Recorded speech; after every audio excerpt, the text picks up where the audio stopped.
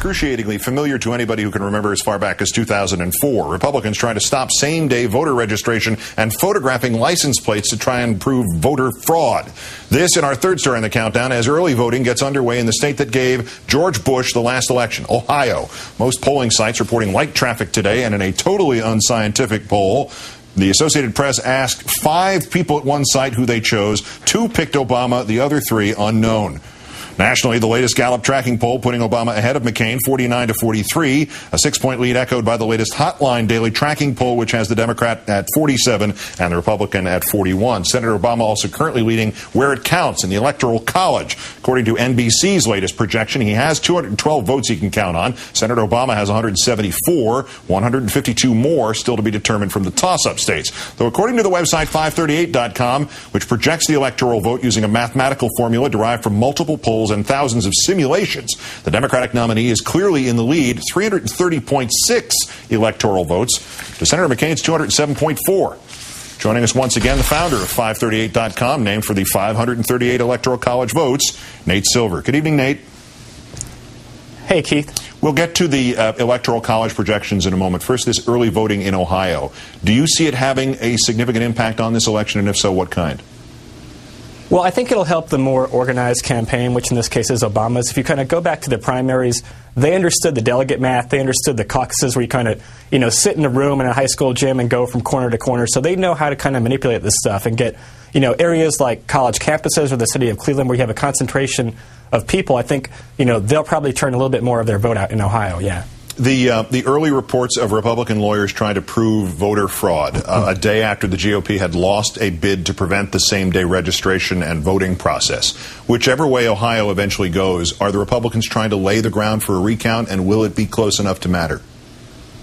Well, it might be close enough. I mean, you have so many battleground states this year between Ohio and Virginia and Florida that, you're probably going to have a recount somewhere. Whether it's decisive or not, we don't know. The difference this year is Democrats actually own a lot of the governor's mansions in states like Ohio and Virginia. They have the Secretary of States there, which wasn't true with, Harris in Florida in 2000. So if you do have a recount, they might have kind of the home field advantage, which they didn't have the last 2 cycles. And we're just advised that the state Supreme Court in Ohio has just upheld tonight the lower court ruling, and the GOP has lost its bid to prevent that same-day registration and voting, so it will continue in Ohio.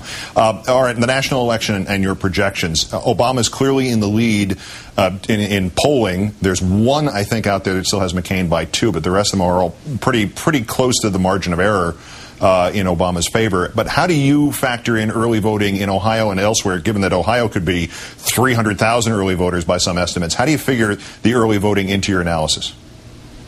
Well, we hope the pollsters will figure that in, where you kind of have registered voters and then likely voters, but kind of people who've already voted obviously are in a class by themselves. It's 100% guaranteed in the bag vote. In a state like California during the Democratic primary, Obama kind of closed late, but the polls overestimated how well he was going to do because Clinton had banked so many votes in California. They have, early voting by mail voting, so it's more difficult for McCain to overcome Obama's lead now, and he's locking in votes when he is 5 or 6 points ahead nationally. It's just one more kind of hurdle for him to clear. All right, we mentioned your electoral college map and how clearly ahead with what a large margin Senator Obama has, and you're also calculating that he has an 82.8% win percentage. Well, first off, what is, in politics, if not baseball, a win percentage, and what would have to shift to change that to a lesser number?